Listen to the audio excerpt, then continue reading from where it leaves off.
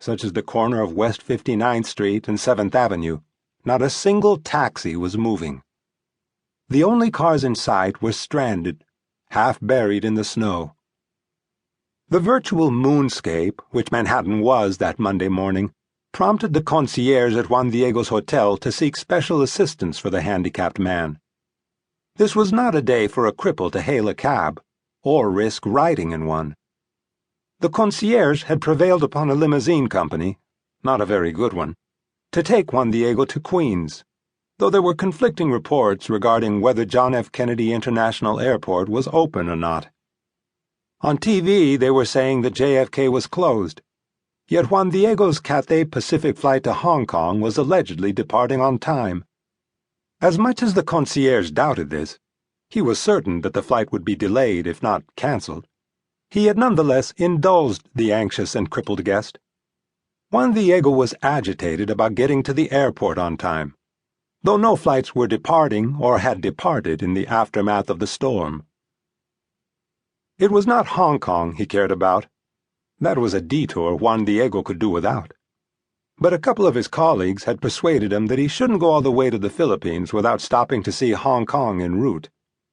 What was there to see? Juan Diego had wondered.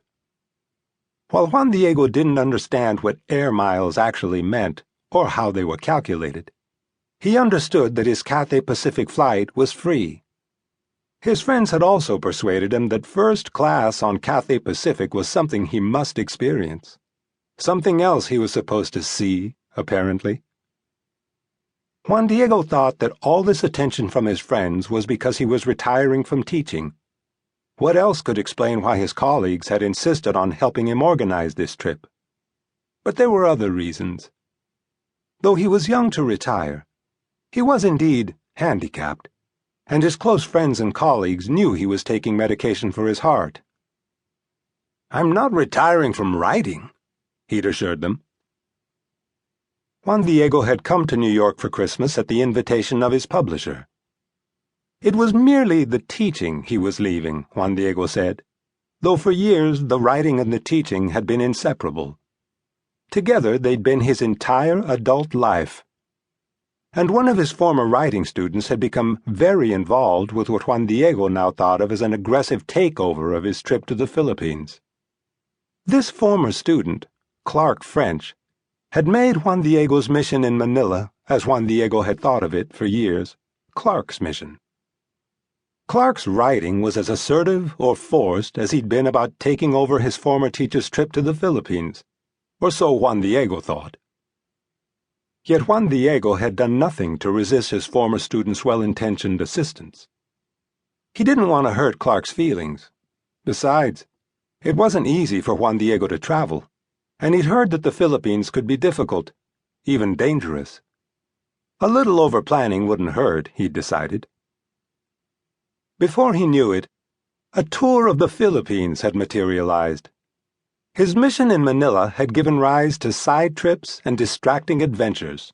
He worried that the purpose of his going to the Philippines had been compromised, though Clark French would have been quick to tell his former teacher that the zeal to assist him was born of Clark's admiration for what a noble cause, for so long, had inspired Juan Diego to take this trip in the first place.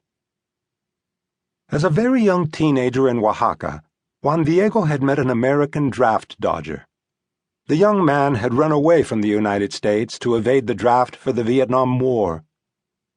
The draft dodger's dad had been among the thousands of American soldiers who died in the Philippines in World War II, but not on the Bataan Death March, and not in the intense battle for Corregidor. Juan Diego didn't always remember the exact details. The American draft dodger didn't want to die in Vietnam. Before he died, the young man told Juan Diego, he wanted to visit the Manila American Cemetery and Memorial to pay his respects to his slain father. But the draft dodger didn't survive the misadventure of his running away to Mexico. He had died in Oaxaca. Juan Diego had pledged to take the trip to the Philippines for the dead draft dodger. He would make the journey to Manila for him. Yet Juan Diego had never known the young American's name. The anti-war boy had befriended Juan Diego and his seemingly retarded little sister Lupe.